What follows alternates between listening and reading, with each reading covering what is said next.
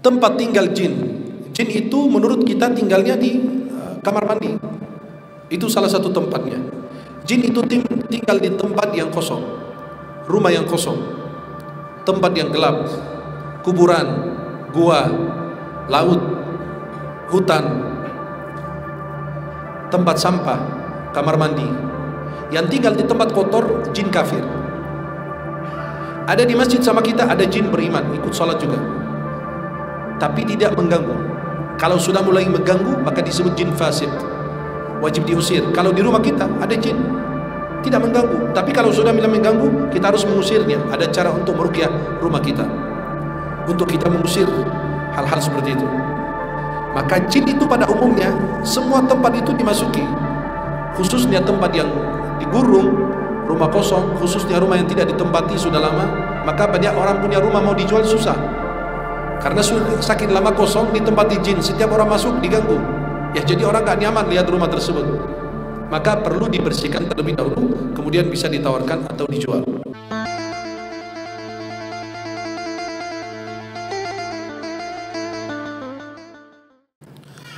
Bismillahirrahmanirrahim. Assalamualaikum warahmatullahi wabarakatuh. Innal hamdalillah nahmaduhu wa nasta'inu bihi wa nastaghfiruhu wa nastahdihi. Na'udzu billahi ta'ala min shururi anfusina wa sayyiati a'malina. Man yahdihillahu fala mudilla lahu wa man yudlil fala hadiya lahu. Asyhadu an la ilaha illallah wahdahu la syarika lahu. Asyhadu anna Muhammadan abduhu wa rasuluh.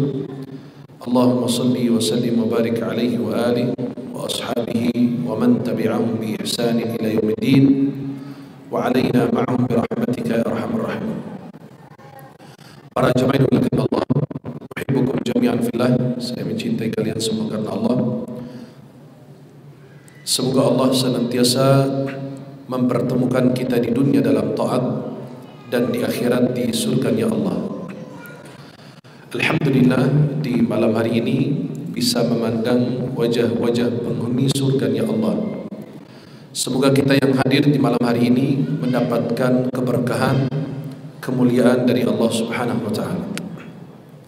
Para jemaah yang dimuliakan Allah, yang saya hormati dan saya muliakan pengurus masjid beserta jajaran, para ustaz-ustazah, tokoh masyarakat, tokoh agama yang hadir, tokoh adat yang hadir, yang mohon maaf saya tidak dapat sebutkan satu persatu, namun tidak mengurangi rasa mahabbah, hormat, ta'zim saya kepada semuanya.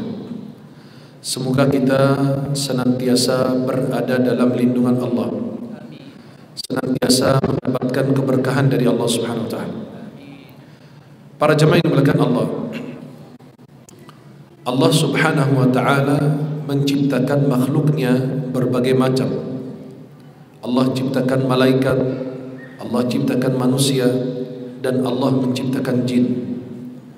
Dan kita mengimani malaikat dan jin walaupun tidak terlihat oleh mata kita, karena di antara ciri-ciri orang beriman dan bertakwa adalah beriman kepada yang ghaib.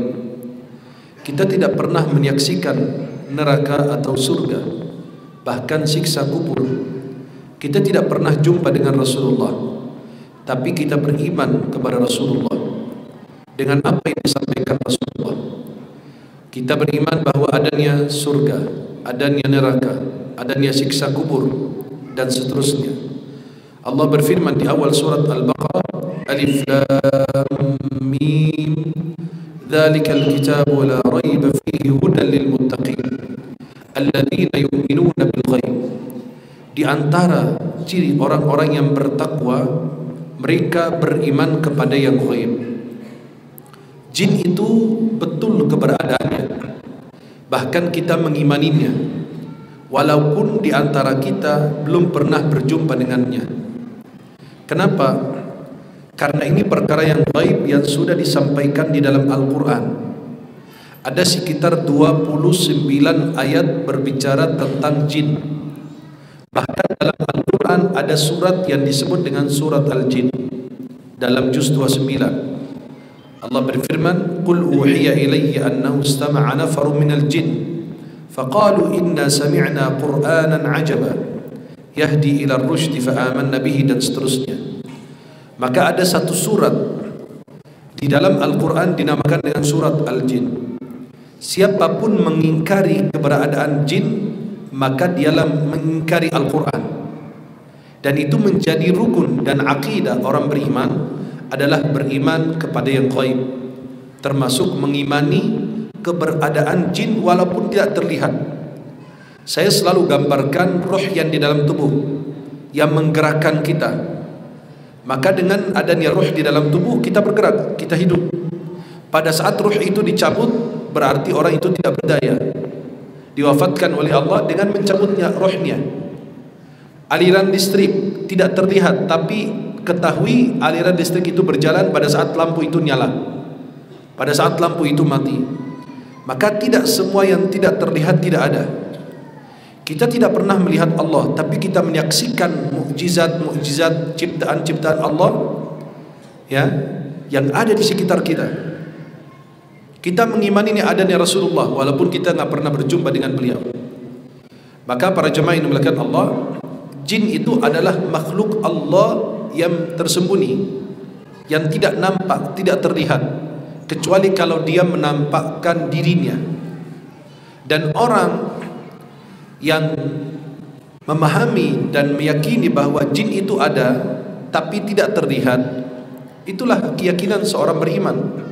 Dan itu menjadi kesepakatan para ulama bahwa kita meyakini keberadaan jin. Jin itu adalah makhluk yang tersembunyi.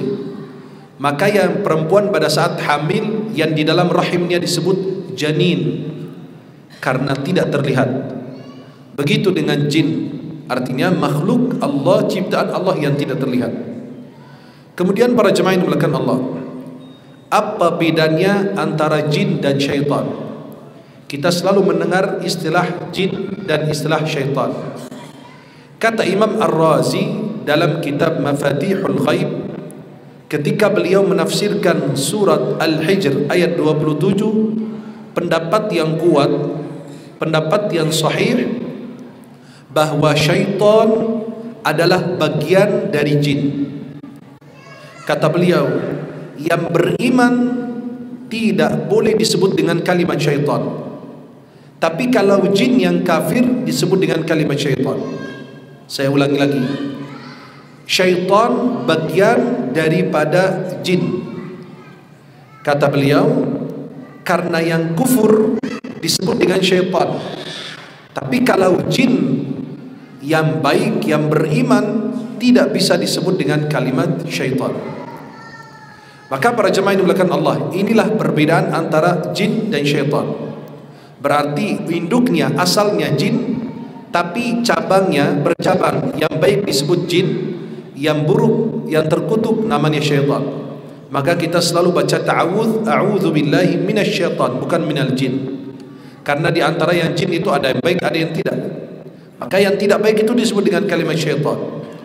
Syaitan itu asal dari kalimat ba'uda, jauh dari rahmat Allah. Tidak disukai keberadaannya di langit dan tidak disukai keberadaannya di bumi. Kemudian para jemaah yang dimuliakan Allah, kita tidak boleh mencela jin karena dia adalah makhluk Allah, ciptaannya Allah Subhanahu wa taala. Tidak boleh kita melaknatnya karena mereka juga ada yang baik, ada juga yang buruk. Kemudian yang kedua, kita masih membahas beberapa informasi yang seputar jin. Apakah jin itu bisa mencuri dan bisa menculik orang? Banyak orang mendengar bahwa jin itu bisa mencuri. Apakah bisa? Bisa. Bahkan pernah terjadi di zaman Rasulullah. Ketika Abu Hurairah dalam Sahih Bukhari, Abu Hurairah ditugaskan untuk menjaga kurma sedekah. Kurma sedekah itu ditugaskan untuk dijaga oleh Abu Hurairah. Malam pertama ada jin datang mencuri kurma sedekah, ditahan, ditangkap sama Abu Hurairah. Akhirnya si jin itu mengadu bahwa saya punya istri, punya anak dan lain, lepas aku, dilepas. Dan ditahan, ditangkap sampai 3 kali atau 3 malam. Kemudian yang ketiga kali dia bilang, saya akan mengadukan kamu kepada Rasulullah.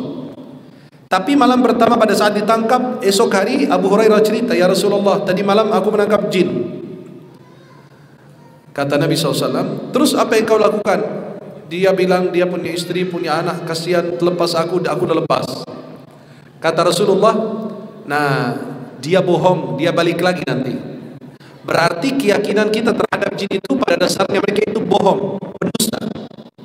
Kalau kita hubungkan dengan peristiwa yang terjadi saat ini, pembunuhan terhadap seseorang perempuan di Indonesia, yang sampai dikatakan rohnya perempuan tersebut merasuki temannya sehingga dia bercerita, itu sebenarnya tidak ada dalam Islam. Keyakinan kita sudah jelas, akidah kita sudah jelas, tauhid kita sudah jelas. Orang Islam itu sudah terang benderang kok. Tapi karena yang menyampaikan informasi, mendengar kesana kemari, itu jadi sembang siur, masyarakat awam tidak paham. Pertama, kata Nabi SAW apa? Dia bohong, nanti dibalik lagi. Berarti pada dasarnya dia pendusta. Kemudian malam kedua datang lagi, malam ketiga datang lagi. Berarti pada dasarnya jin itu pendusta. Maka kasus yang viral ini kita hubungkan dengan hadis riwayat Bukhari ini. Yang merasuki tubuh perempuan ini bukan roh, karena roh itu kalau sudah wafat, sudah dicabut oleh malaikat maut, itu tidak kembali ke dunia lagi, dia berada di alam barzakh. Dan kita punya dalil dari Al-Quran, bukan hadis palsu. Dalil dari Al-Quran ayat 99 dan ayat 100 dalam surat Al-Mu'minun. Allah berfirman, "Hatta idza jaa ahadahumul maut qala rabbirji'un." Ketika orang kafir itu kematian menghampiri dia bilang apa? "Ya Allah, kembalikan aku lagi. La'alli a'malu salihan fima tarakt." Agar aku bisa beramal saleh, melakukan kebajikan-kebajikan yang aku tertinggal. Apa kata Allah Subhanahu wa taala? Nah, la'alli a'malu salihan fima tarakt. Nah, Allah Subhanahu wa taala mengatakan kalla. Ya. Tidak sama sekali. Innaha kalimatun huwa qailuha. Itu adalah dalih mereka aja untuk kembali ke dunia. Wa min waraihim barzakhun ila yaumi yub'atsun. Mereka ini roh ini berada di alam barzakh, barzakh sampai hari mereka dibangkitkan. Maka roh itu tidak kembali. Kita punya hadis yang diriwayatkan Imam Ahmad dalam Musnad, ayah dari Jabir yang dimaksud Abdullah Al-Ansari, Jabir bin Abdullah Al-Ansari, ayahnya beliau gugur syahid. Kemudian kata Nabi kepada Jabir, "Allah hidupkan ayahmu lagi dan bilang, tamanna alayya, minta kepadaku. Punya cita-cita apa? Punya keinginan apa?" Kata ayah dari Jabir, "Ya Allah, kembalikan aku ke dunia agar saya berjihad dan saya mati dalam keadaan syahid lagi." Kata Allah, "Tidak. Aku sudah menetapkan bahwa orang yang sudah mati tidak akan kembali lagi." Kalau roh bisa kembali ke dunia lagi, atau bisa kita berjumpa dengan Rasulullah dalam keadaan terjaga, itu sangat mustahil. Kenapa? Kita tahu bahwa sesudah wafat Rasulullah terjadi fitnah antara para sahabat. Kalau Nabi bisa dilihat oleh orang secara terjaga, maksudnya Nabi nampak dalam keadaan kita terjaga, bukan dalam keadaan tidur, maka Nabi berhak yang kembali ke dunia lagi, menampakkan diri untuk para sahabat, menyelesaikan persoalan dan fitnah-fitnah yang beredar antara mereka. Maka kita meyakini tidak bisa kita lihat Rasulullah secara terjaga, hanya di dalam mimpi saja. Kemudian yang kedua, ruh masuk alam barzakh tidak kembali lagi ke dunia. Kemudian para jemaah yang dimuliakan Allah Subhanahu wa taala, siapa yang berbicara atas lisan sahabatnya sehingga dia bisa bercerita tentang kejadian dan peristiwa tersebut? Itu ada dua. Yang pertama, perempuan yang kerasukan, berarti sedang ada penyakit yang harus diobati. Yang kedua, perempuan yang sedang kerasukan itu berarti dia ada penyakit. Yang ada penyakit berarti harus diobati. Yang kedua, bisa jadi yang merasuki tubuh perempuan ini adalah qarin. Qarin siapa? Qarin perempuan yang dibunuh. Karena pada saat kita meninggal, qarin itu melepas dari kita, pergi dari kita. Kita meninggal, dia tidak mati, kata ulama. Dia masih terus hidup. Bisa jadi qarin perempuan yang dibunuh merasuki tubuh temannya, sehingga dia ngoceh, Dia bercerita tentang kejadian, peristiwa, saya dibunuh, saya dilakukan ini dan itu. Maka para jemaah yang dimuliakan Allah Subhanahu wa taala, berarti ocehan jin itu tidak boleh dibenarkan, dia pendusta. Apakah itu bisa menjadi bukti atau jadi saksi? Nggak ada jin menjadi saksi. Kenapa? Karena di antara syarat saksi itu harus adil. Siapa yang bisa menentukan jin yang berbicara itu adil? Kan kita nggak lihat, itu alam berbeda dengan kita. Tapi kalau manusia disebut saksi yang adil, karena kita lihat kesehariannya, ibadahnya, ketakwaannya, kejujurannya, ya. Maka para jemaah yang dimuliakan Allah, kita tidak bisa menyatakan bahwa jin itu adil, nggak bisa. Kenapa? Karena dia berbeda alam dengan kita. Maaf, jangan alam berbeda, wilayah berbeda saja kita tidak bisa menjadi saksi bahwa dia orang adil. Kita di Riau, ada orang tinggal di Jakarta, nggak mungkin kita dari Riau menyaksikan bahwa orang fulan itu adil, nggak mungkin. Kenapa? Karena tidak terlihat, jauh dari kita. Apalagi yang beda alam, bukan beda wilayah. Ya, maka jin itu tidak bisa menjadi saksi dan ocehan jin itu tidak boleh dibenarkan. Terus yang disampaikan jin itu gimana? Yang disampaikan jin itu boleh menjadi petunjuk, tapi tidak boleh menjadi saksi, tidak boleh menjadi bukti. Kenapa? Karena kita yakin jin itu pendusta, suka mengadu domba antara manusia. Dia bisa menuduh fulan yang membunuh wanita tersebut. Kan kita nggak tahu apakah itu betul atau tidak. Itu hanya menjadi petunjuk saja untuk kepolisian. Tapi menyangkut dengan apakah itu betul atau tidak, nggak boleh dibenarkan. Dan itu kita di dalam Islam sudah jelas akidah dan pemahaman kita terhadap bangsa jin tersebut. Maka para jemaah yang dimuliakan Allah, jin itu mencuri kurma sedekah. Ditangkap malam pertama, malam kedua, malam ketiga, dia bilang enggak, malam ini saya nggak bakalan biarkan kamu. Kamu sudah 3 malam berturut-turut, kamu ini kurang ajar. Udah nggak bisa, saya lepas. Saya akan melaporkan kamu kepada Rasulullah. Apa kata jin? Ya udah gini, kita buat kesepakatan. Kamu lepas aku dan aku kasih amalan yang bagus. Masya Allah, syaitan bisa menasihati juga gitu ya. Ya, kadang-kadang kayak orang benar gitu loh. Ada orang tukang mabuk menasihati orang biar rajin sholat, rajin ibadah. Ya kadang-kadang begitu cerita uniknya. Akhirnya si syaitan itu bilang apa? Lepas aku dan aku kasih amalan bagus. Apa amalannya? Kamu baca ayat kursi sebelum tidur. La yazalu alaika hafidhan hatta sabah. Ada malaikat menjaga kamu dari malam sampai pagi hari. Pada saat dikasih amalan, ya udah dilepas. Besok pagi cerita kepada Rasulullah. Apa kata Nabi? Kata Rasulullah SAW, sadaqaka wa huwa kadhub. Betul apa yang dia sampaikan. Kalau kau baca ayat kursi, ada malaikat menjagamu dari malam sampai pagi. Tapi dia seorang pendusta. Jin itu pendusta. Apa yang dia sampaikan betul, tapi dia seorang pendusta, nggak bisa kita benarkan, kata Rasulullah SAW. Maka jin itu bisa mencuri. Dan pernah salah satu sahabat Rasulullah, Ubay bin Ka'ab, jin suka mencuri barang-barang mereka.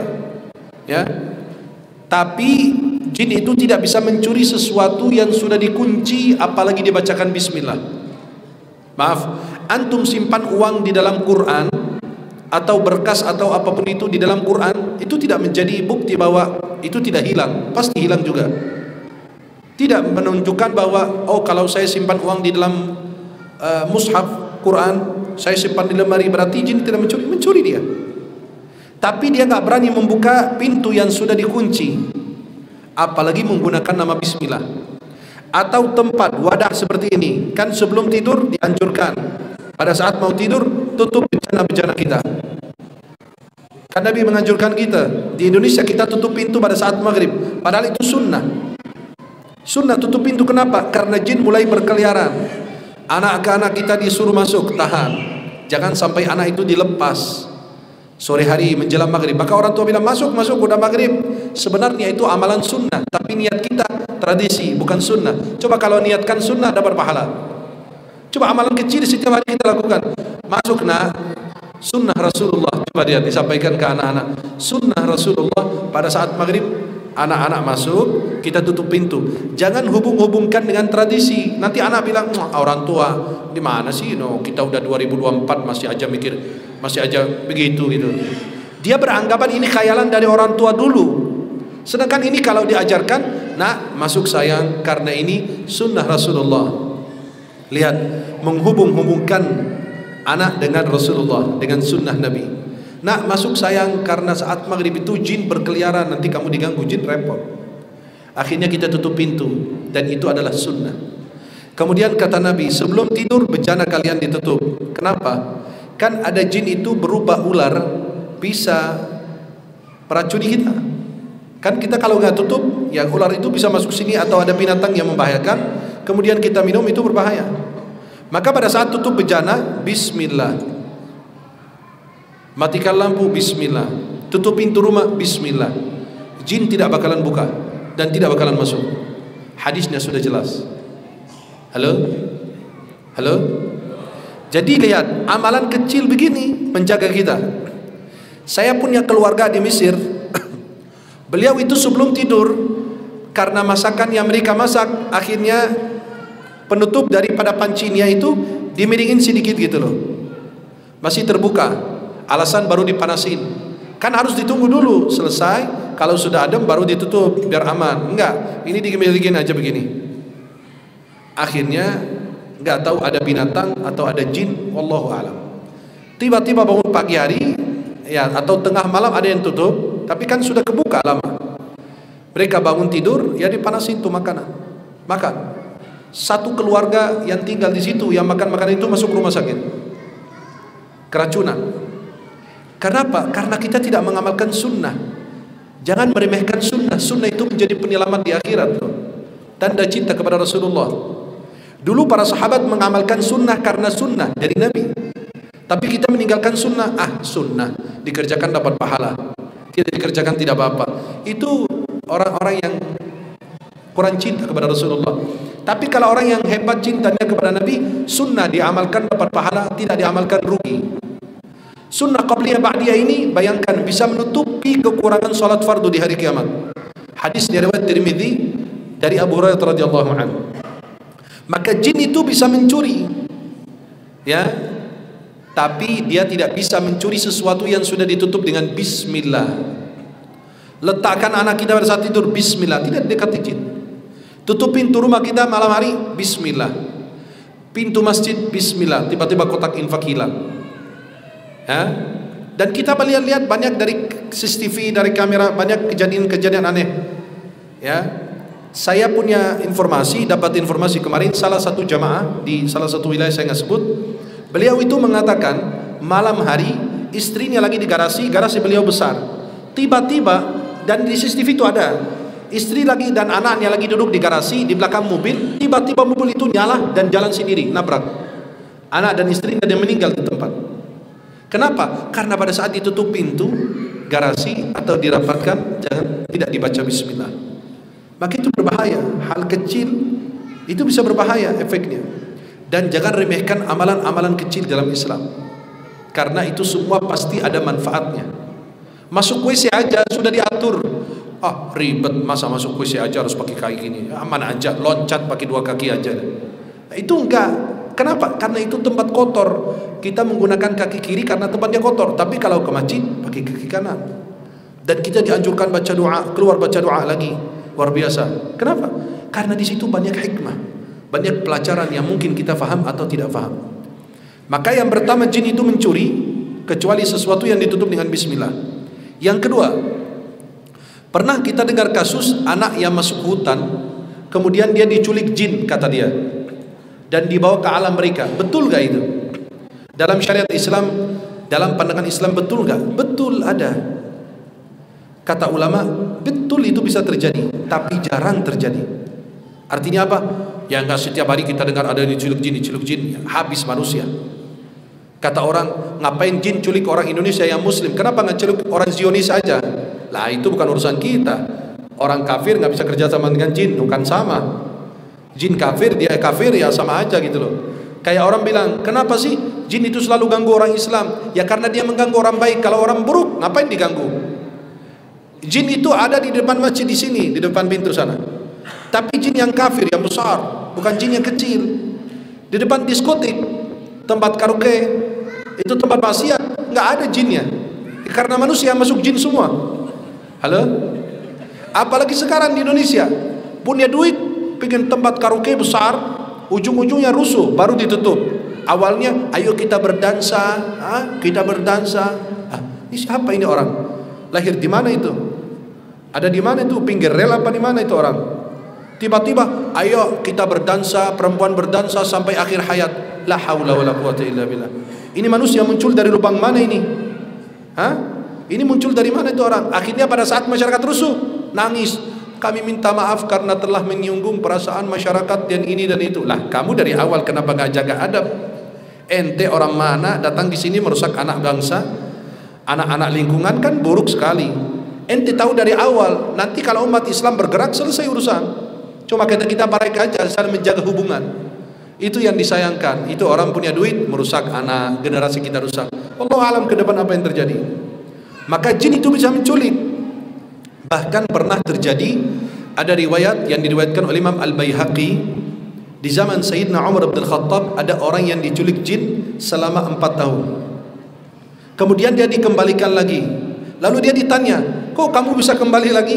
Kata beliau, alhamdulillah, jin yang menculik saya kemarin jin kafir, dan ada jin mukmin menyerang jin kafir tersebut dan aku dilepas. Berarti jin itu bisa menculik orang, ada. Baru saya dengar juga kabar semalam apa tadi pagi, ada orang juga yang di daerah sini apa di daerah mana, itu beliau diculik jin dari tahun berapa. Nah, itu sampai sekarang tidak ditemukan kata beliau. Itu terjadi. Dan itu bisa terjadi tapi jarang terjadi. Di zaman Sayyidina Umar orang itu diculik jin 4 tahun. Ada jin kafir yang menculik dia, tiba-tiba ada jin mukmin yang menyerang jin kafir, lalu dia dilepas. Maka kenapa? Selalu kita jaga wudu, jaga zikir pagi petang, jaga ibadah, biar kita selalu dalam lindungan Allah. Salat subuh berjamaah di masjid, kita dalam penjagaan Allah sampai malam. Baca la ilaha illallah wahdahu la syarikalah, lahul mulku wa lahul hamdu yuhyi wa yumiitu wa ala kulli syai'in qadir. 100 kali habis salat subuh, dijaga dari gangguan jin. Tuh bayangkan, zikir pagi petang itu senjata bagi orang mukmin. Bismillahilladzi la yadurru ma'a ismihi syai'un fil ardi wa la fis samaa'i was-sami'ul 'alim. Itu luar biasa. Amalkan zikir pagi petang, jangan ditinggal.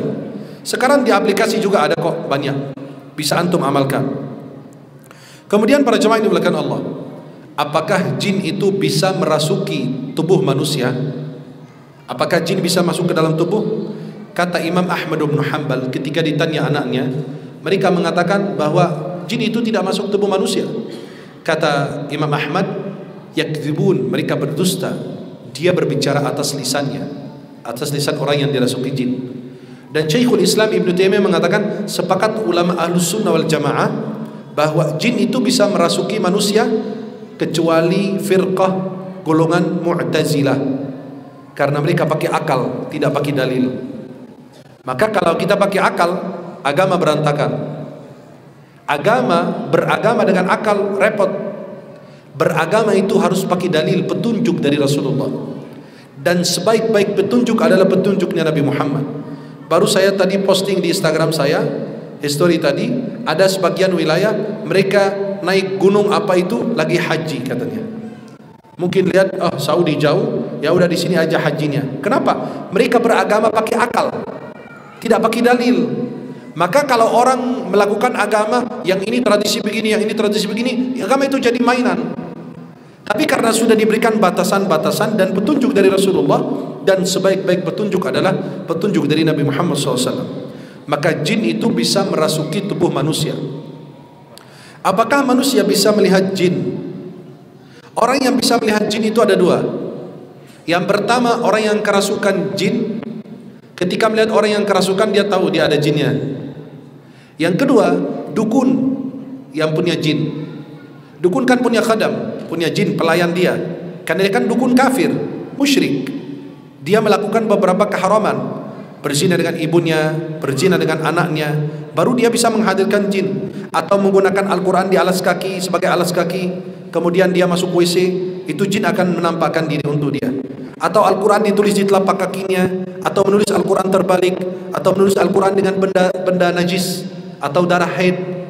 Nah, itu melakukan ritual-ritual yang penuh dengan kemusyrikan dan kesesatan, keharaman. Baru jin akan bisa melayaninya.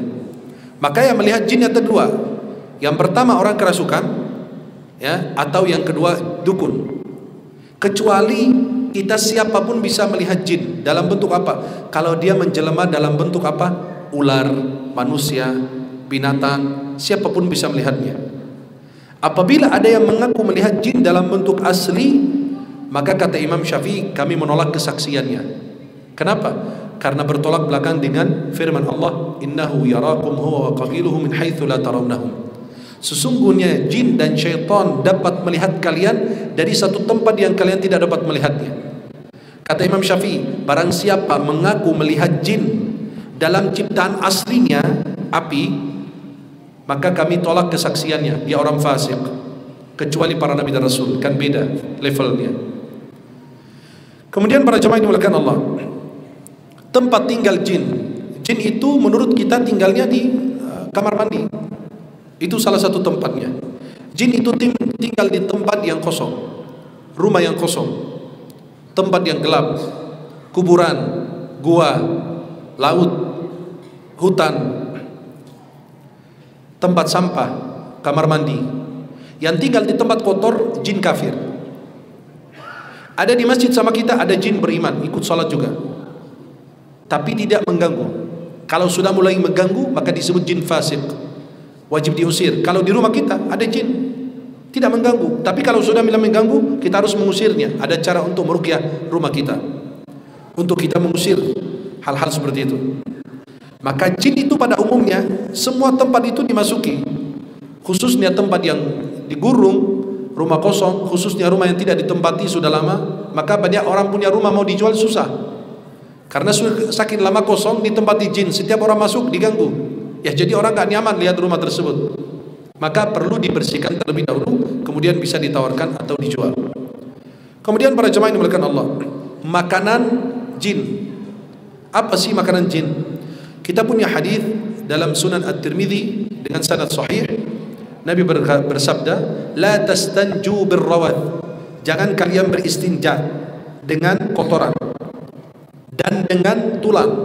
Fa innahu zad ikhwanukum minal jin. Karena kotoran dan tulang adalah makanan saudara kalian dari jin. Ya, maka tulang itu menjadi makanan jin, dan semua makanan yang tidak disebut nama Allah. Antum lagi makan apa? Kue, tidak menyebut nama Allah, jin ikut makan. Antum makan apa? Nasi uduk, tidak bisa baca bismillah, tidak menyebut nama Allah, jin ikut makan nasi uduk. Memang jin suka nasi uduk? Dia suka semua makanan yang tidak disebut nama Allah. Dan Nabi SAW mengatakan makanan jin itu adalah tulang. Sekarang ajaib, ada ayam presto sekarang kan, sampai tulang-tulangnya kita makan. Makanan manusia kita makan, makanan jin juga kita makan. Sampai jinnya bingung, ya Allah, makanan saya diambil sama mereka. Astagfirullah. Ya, ada orang kalau lagi makan pecel lele di pinggir jalan, ayamnya, maaf ya, tulangnya dihancur-hancurin gitu sampai habis. Sampai jin bilang, kurang ajar ini orang, udah dapat daging, tulang aku dimakan juga sama dia. Ya, maka zaman ajaib sekarang. Saya pernah makan yang ayam presto itu, saking lembut, maaf ya, saya mau pisahkan tulangnya susah, hancur. La haula. Saya nanya, Pak, ini kok hancur? Masaknya gimana? Oh iya, ini pakai presto, jadi hancur. Maka dimakan sama tulangnya. Lah, jin dong saya. Udah kayak jin kita makan tulang gitu loh. Ya. Maka kasihan bangsa jin, lama-lama kalau kita masakan kita, semua kita makan, sampai tulang kita makan, ya bangsa jin bisa mati semua nanti, nggak kebagian makan dari kita ya. Kemudian para jemaah yang dimuliakan Allah, makanan jin adalah tulang dan semua jenis makan yang tidak disebut nama Allah. Maka selalu anak kita, maaf, kalau kita lagi makan, selalu seorang ayah, ibu mendidik anaknya, sebelum makan, ayo baca bismillah. Bukan Allahumma barik lana fi bismillah dulu. Itu diingatkan bismillah. Nah, maka Nabi ada anak yang diasuh Rasulullah. Anak itu lagi makan sama Nabi, tapi makan di nampan, tangan yang ngacak, makan di sini, makan di sana, di depan orang, di depan ini. Kata Nabi, ya gulam, hai anak muda, samillah, baca bismillah. Wa kul biyaminik, makan dengan tangan kananmu. Wa kul mimma yalik, makan yang ada di depanmu. Karena kalau makan di depan orang, orang lain bisa jijik. Maka kita kalau makan sunnahnya pakai apa? 3 jari. Tapi kan Nabi di Arab pakai roti, pakai kurma. Kalau di Indonesia kan sayur asam pakai 3 jari repot. Makan bakso pakai 3 jari kan apalagi ya. Tapi kalau makan ikan asin pakai nasi, pakai Nabi SAW 3 jari bisa. Maka 3 jari itu apa? Sedang. Kalau 2 jiji. Orang kalau pakai 2 itu jiji gitu loh. Kalau 3 sedang, kalau 5 rakus. Astagfirullah. Ya, tapi enak banget kalau makan pakai 5 jari gitu loh. Kalau 3 kan susah gitu loh ya. Udah berapa kali mencoba, sulit sekali. Nah, akhirnya ada jamaah bilang, Syekh, kalau makan itu sunnahnya apa? Kalau makan pegang 3 jari. Kita makan bakso, bingung juga, tangannya dicelupin, panas lagi kan. Saya bilang, itu tidak semua sunnah Nabi harus kita amalkan. Seperti gamis. Gamis ini bukan sunnah Nabi, tradisi Nabi. Tradisi di negara Nabi itu saja. Tapi niat kita kalau pakai gamis ini untuk meniru pakaian Rasulullah, insya Allah dapat pahala. Tapi bukan sunnah, berarti yang pakai sarung, yang pakai celana nggak boleh, enggak. Itu cuma tradisi Rasulullah lahir di situ. Kalau Nabi lahir di Indonesia, makan pakai sarung, makan sayur asam, makan sambal, makan ini, karena tradisi Nabi SAW di situ. Maka pada saat dihidangkan biawak, dop, Nabi SAW mengatakan, aku nggak makan, karena saya nggak pernah lihat di negeri saya. Tapi halal, makan. Maka sahabat yang ikut Nabi disikat tuh makanan habis sendiri. Ya, maka para jemaah yang dimuliakan Allah Subhanahu Wa Taala, makanan jin itu adalah tulang atau semua jenis makan yang tidak disebut nama Allah. Maka orang tua selalu mendidik anaknya untuk hal yang paling kecil aja dididik. Kenapa? Pada saat makan, jangan lupa Bismillah. Itu yang paling utama. Ya. Kemudian para jemaah yang dimuliakan Allah, apakah jin itu masuk surga atau tidak? Kata ulama, apabila jin itu taat, maka dia berhak mendapatkan surga. Apabila jin itu maksiat, maka berhak mendapatkan neraka. Karena tujuan utama Allah ciptakan manusia dan jin adalah untuk beribadah. Kalau kita beribadah, taat, masuk surga. Kalau kita maksiat, ya masuk neraka. Demikian juga bangsa jin. Kalau dia beribadah, taat, dia masuk surga. Kalau tidak, dia masuk sebaliknya adalah neraka. Umur jin, kata sebagian orang, umur jin itu panjang sekali, sampai puluhan tahun, ratusan tahun. Memang betul dalam cerita kitab-kitab banyak, tapi kita tidak punya dalil dari Al-Quran atau dari hadis bahwa umur jin ini puluhan tahun, ratusan tahun. Saya kemarin baru sekitar 5 hari yang lalu, saya meruqyah perempuan. Pada saat saya ruqyah, kerasukan, dia kerasukan jin. Tiba-tiba jin itu berbicara atas lisannya, suara nenek-nenek yang sudah rentah, sudah tua banget. Saya nanya, umur kamu berapa? Apa jawaban dia? 500 tahun. Kan dia bercerita. Tapi kita nggak punya dalil dari Al-Quran dan hadis bahwa umur jin itu panjang. Kita tahu panjang, tapi berapa tahun? Wallahu a'lam. Ya, dan jin itu akan mati. Karena semua yang hidup pasti akan merasakan kematian. Kullu man 'alaiha fan. Semua yang di atas permukaan bumi ini akan mati. Kullu nafsin dha'iqatul maut. Setiap yang bernyawa itu pasti akan merasakan kematian. Mereka akan mati kecuali satu, iblis. Dia mati di akhir zaman nanti. Iblis itu ditangguhkan oleh Allah karena permintaan iblis dulu, sebagaimana Allah gambarkan dalam surat Al-A'raf. Kemudian kita punya yang namanya qarin. Qarin ini adalah jin pendamping sejak kita lahir dan selalu mengajak kita kepada keburukan. Apakah Nabi Muhammad punya qarin? Syaitan qarin? Ada. Tapi kata Nabi, illa anna Allah a'anani alaihi fa aslama atau fa aslamu. Imam Muslim dalam Sahih Imam An-Nawawi dalam syarah Sahih Muslim mengatakan kalau dibaca dengan 2 harakat, fa aslama atau fa aslamu, maknanya beda lagi. Fa aslama, jin qarin, syaitan qarin Nabi masuk Islam. Yang kedua, kalau dibaca dengan dhammah, fa aslamu, artinya Nabi Muhammad selamat dari kejahatan syaitan qarin. Kalau Syekhul Islam Ibnu Taimiyah mengatakan syaitan qarin Nabi tidak masuk Islam, tapi dia dikendalikan oleh Rasulullah sehingga dia tidak mengajak Nabi untuk berbuat jahat. Jelas? Maka kalau kita semua punya qarin, jin qarin, kalau kita meninggal, kata Syekh Ibnu Utsaimin rahimahullah taala, wallahu a'lam, yang zahir, yang nampak bahwa dia pergi meninggalkan kita. Kita meninggal, dia enggak ikut meninggal, dia terus berlanjut. Kemudian para jemaah yang dimuliakan Allah Subhanahu wa taala, yang terakhir saya ingin sampaikan adalah apa arti itu ruqyah? Kalau orang kerasukan jin itu diruqyah. Apa arti ruqyah? Ruqyah itu adalah doa. Maka kalau minta diruqyah, doakan saya. Mendoakan agar disembuhkan penyakit zahir maupun batin. Penyakit yang terlihat atau penyakit yang tidak terlihat. Ruqyah itu bukan pengobatan alternatif, tapi harus menjadi pilihan pertama dan pilihan utama kita. Apabila kita sakit, berdoa kepada Allah, meruqyah diri kita sendiri dengan surat Al-Fatihah maupun yang lain. Syarat ruqyah ada 3. Yang pertama, berdoa atau menggunakan nama Allah dan Asmaul Husna, seperti ya Allah, ya Syafi, ishfini, wahai yang Maha Penyembuh, sembuhkan aku. Yang kedua, menggunakan bahasa Arab atau bahasa yang dapat dipahami. Jangan seperti Ghufran yang sekarang pakai bahasa apa itu nggak jelas. Halo? Orang yang lagi viral yang sudah tua itu ngomong bahasa apa gitu nggak jelas. Bahasa Arab enggak, bahasa Indonesia enggak, nggak tahu bahasa jin apa bahasa apa gitu. Yang ketiga, meyakini bahwa ruqyah tidak memberikan kesembuhan. Yang memberikan kesembuhan hanya Allah Jalla Jalaluhu. Hanya ruqyah itu sebagai perantara saja. Mudah-mudahan Allah senantiasa memberikan perlindungan, penjagaan bagi kita semuanya. Mudah-mudahan yang saya sampaikan bermanfaat. Aqulu qawli hadza wa astaghfirullah li wa lakum. Subhanakallahumma wa bihamdika asyhadu an la ilaha illa anta astaghfiruka wa atubu ilaik. Assalamualaikum warahmatullahi wabarakatuh. Waalaikumsalam warahmatullahi wabarakatuh. Terima kasih kepada Ustaz Rizky.